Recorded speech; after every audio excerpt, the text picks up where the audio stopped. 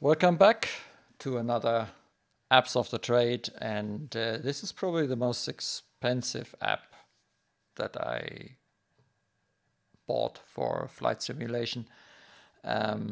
It's not that expensive. It's about 11-12 euro in that category. Well, there was a 1 anyway on it, but so it's in the lower teens of euro. For an app that is not exactly cheap, but believe me, there are far more expensive ones, especially when you go to the likes of EFB and flight planning tools from the various companies, Garmin and so on. These may not cost anything when you download them, but the subscription models involved, we're talking hundreds of euros, depending on what it is that you want to do. But these are for real pilots in the real world. And obviously, if you want accurate information, you need to pay for them. Now, this here is the simulation of a Garmin 1000, and not a bad one at that. So someone has written an iPad app, and it even works on my old one, on my iPad 2.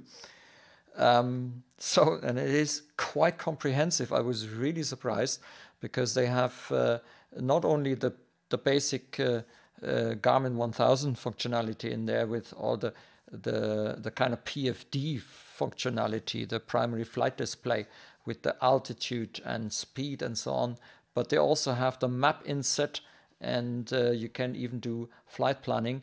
And not only that, this is the app as I see it at the moment. When I press on the upper left corner, you get a bezel around it, and there you have all the switches to switch autopilot's modes and all these things there at the bottom. PFD mode, inset, turn the inset on or off, you know, or declutter it, and what you want to display, traffic or not traffic. It's absolutely amazing. Or topo. Okay, it's a little bit small, but they have actually a probably, well, it is probably an older database. I can't remember now what ERAC that would represent, but we're talking something like 2 years old or so. And obviously this is probably not going to get updated, but the PFD I haven't really done for the navigation, although it's a nice add-on, yeah, that you see. And things don't change that much in the aviation world. So the airports don't disappear, and airways stay pretty much the same over a longer period. So it's not a big problem that it is not up to date. Look at FSX. Yeah, this is so old, the data, and has never been updated. And you can still kind of use it in some shape or form. But I do it mainly for the radios, the control, the PFD, the HSI stuff down here, you know. That's what I use it for, and the possibility even to enter flight plans. So if I click on flight plan here, I could actually now start entering legs for a flight plan, and it would actually show up. There is even procedures. So if I have selected the airport, I can even go select some airport. Let's take Tianjin, because it seemed to be accidentally there. So I say enter, I say ILS 16, and I can go down here and I say minimums off, activate, not approved for GPS. Yeah, that's okay. Enter. And then what you can see is here in the inlet, it has actually depicted the procedure. If we zoom in a little bit, okay, you can even see how the routing looks for that. And yeah, so I can scroll through here, you know. So it's really nice, and you can see all these touch points. They show you, and you can scroll through here. So it's absolutely amazing, and for the price of really, it's just a bit over 10 euros. That is actually amazing functionality, and I've been using it now for about 2 weeks or 3 weeks, and I'm absolutely amazed. You need some software, so at the moment we are not really connected. So I'm going to clear this now. Okay. and I'm going to remove the flight plan for the moment. There's also a menu where you can do certain settings. Because we're not connected yet to the simulator. So what I'm going to do now is quickly going to bring up, I'm on my prepared machine, I have prepared running, and what I need to do is there is a program called the G1000 G1000 bridge. Okay, you need to provide your iPad's IP address, and then it connects. As soon as you've started it, it connects your simulator, and what you can see now is we are now connected. So if I'm flying over Dublin, I think the autopilot has turned itself off again. Can that be? Yeah, so let's turn it on again. Heading mode, altitude hold, and heading mode. Okay, so what you can see now is what I did is I actually used the bezel here, the commands, to activate the autopilot, and I've activated heading mode and altitude. Now, it doesn't always show up at the aircraft here, okay? Are we a little bit fast? Yeah, oh no, we're okay. I think you can configure profiles so that these things here don't show yellow. I can't remember. I have read about that. So it is basically possible to do that so that you don't have yellow here when there's not supposed to be yellow. But it's mainly designed for, let's say, the likes of a Cessna 172 or something, or a Cessna 182. So we're flying here over Dublin, and basically what I can do now is, and I don't use the mouse cursor. This is not on the PC. I always tend to click with my mouse in here, but that's Air Server. So let's see. What we can do is we can go direct, and then I can use the usual keys. Oops. And I can start entering Echo, India. Nah. Yeah, it's as fiddly as in the real world. You need to get used to it. Echo, Delta, Whiskey. That's Dublin Airport, and we're going to go direct to. And then I need to activate nav, CDI.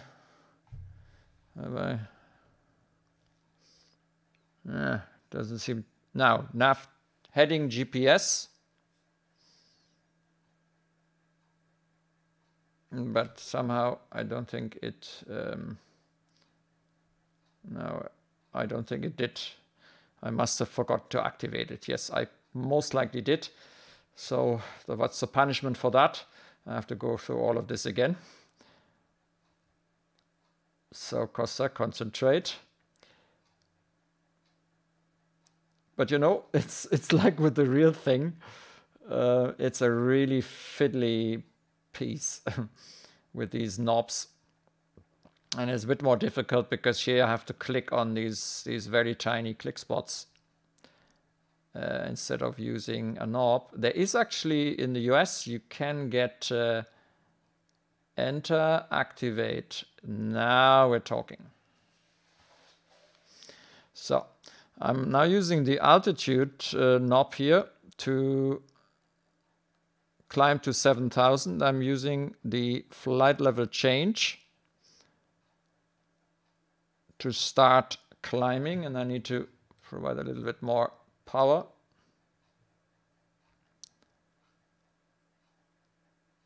So absolutely amazing, all the options that you have. So for example, at the PFD, There is even a synthetic vision. Now, for the synthetic vision, I think you need some additional purchase, and it's not exactly cheap. And I think it's a subscription or so. I can't remember exactly, but I think it's definitely additional stuff, and it costs additional money, and it's not cheap, and I don't really need it. But you could, if you want to invest, you could actually have synthetic vision. That means you would see now hills, mountains, like it would be, and the runway. Really fantastic option for what I want to use it. I don't need to spend that kind of money on it, but yeah, it's very interesting. Then you can depict the wind. There are 3 options, like in the real GTN. Option 2, yeah, I like that one actually. And you go back, then the bearing, you can select which of the, from which information you want to have the bearing here. This is the GPS, for example. So this could be also an arc or a 360. I prefer the 360. The bearing 2, you can also set other nav aids or turn it off. The alt unit at the moment is HPA, what it should be, that's fine. And also standard baro. There's a nearest database, so it would come up with nearest airports in this case. And there's even alerts. I'm not sure what they're showing. Yeah, and timer references, ident, transponder code. Here you can set the transponders in alt mode at the moment, and I could actually enter now the code. 4444, for example. And we're currently flying direct to Dublin Airport here in Prepared. That works also for X-Plane, same thing. You have a plugin, you have to place the plugin in the X-Plane resources plugins folder, and presto, you have connectivity. So it's really well done. And this is not all though. If you invest another, about the same price, I think they're the same price, you get also an MFD, which is a multifunction display, which is basically a navigation display. I'm going to switch the autopilot now into heading mode. And maybe we should, yeah, so we can synchronize the heading by pressing on the heading button. And now the airplane is following the heading I just set. Absolutely amazing. You can change the baro, you can change the range, you can set your frequencies. Okay, so for example, the COM frequency. I can set some COM frequency, and then I can activate it. And also nav frequencies on the left side. Okay, put the ILS on, for example, and activate it. So, and it is really very close to a real Garmin 1000 unit. Absolutely amazing. Good. Now, I'm going to stop the sharing here.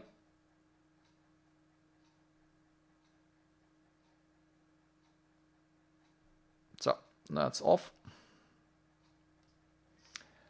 And I'm going to start sharing on my other iPad. You need 2, and it's quite important. The MFD cannot be used independently. So you must have the PFD, and only when you have the PFD in a second unit, a second iPad, can you use the MFD. So I'm going to start the MFD now on my other iPad, and it automatically starts connecting. Should not take a long time. Then they detect each other, and as soon as they detect, I'm going to see it in a moment. There you go. So we are connected, and this is a fully fledged PFD, MFD with a navigation display. You can see the possibilities that you have. Again, I can call up a bezel here. That also allows me to make changes to the autopilot. For example, I would like to turn to the right.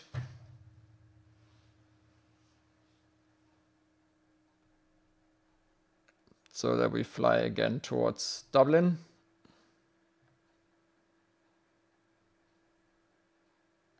Okay, so while we're turning towards Dublin again, and you can nicely see where we are. In here you can actually, I keep forgetting.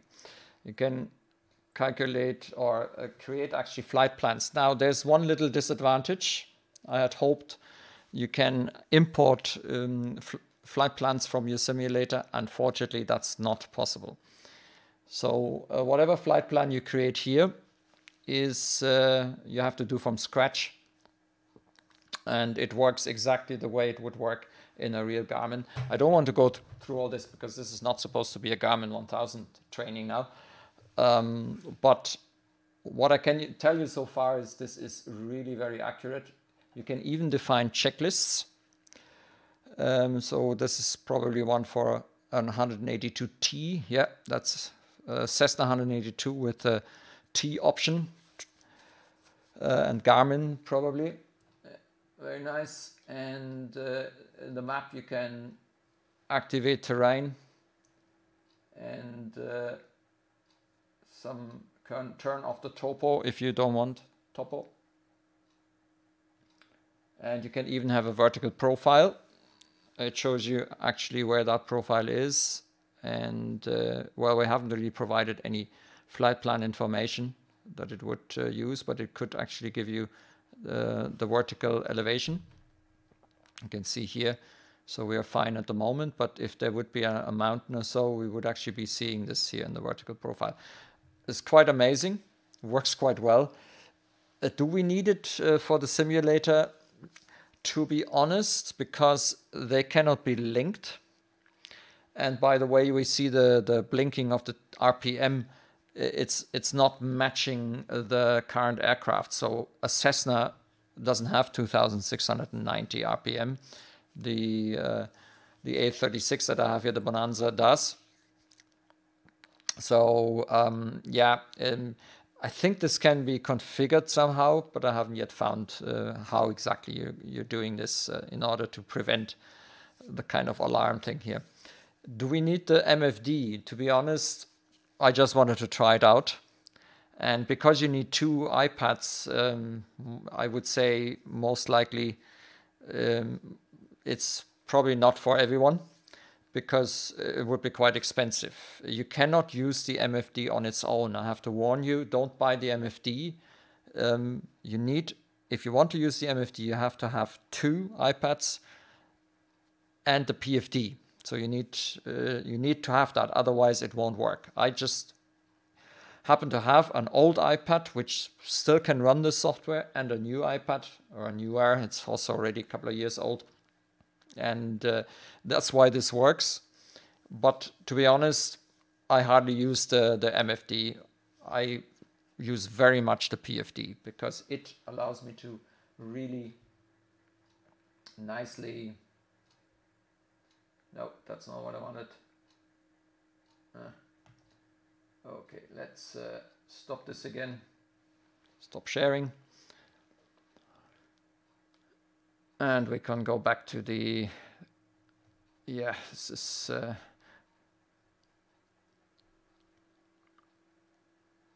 and screen share on. All right, and back to the PFD here. Simionic is the company's name. You can see, unfortunately, it turns off everything when it reconnects. So you then need to, well, maybe we should flight level change.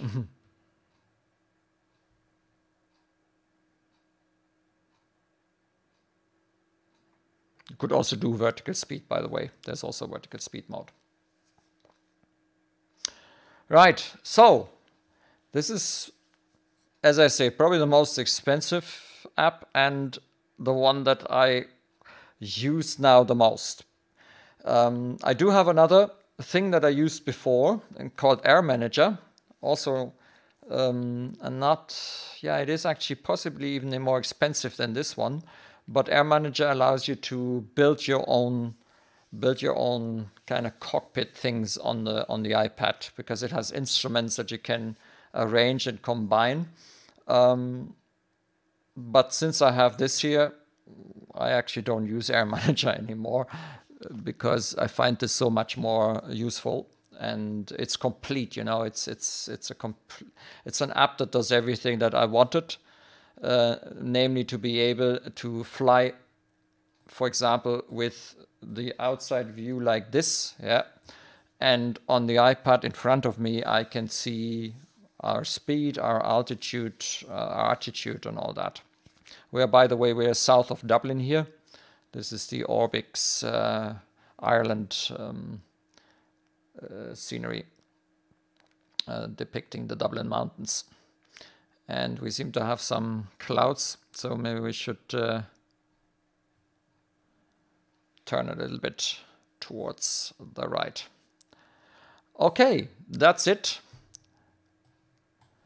That's the Simionic suite of PFD and MFD, and mainly the PFD. Absolutely fantastic. So if you click on the upper top, you can make it full size, okay? And up in the corner, there's actually the settings. So there's quite a few settings, menus, and options that you can also put in. For example, if you wanted HPA or QNH and things like that. Yeah, some basic settings. Right, that's it. Thanks for watching. Hope that was useful. Until next time. Bye.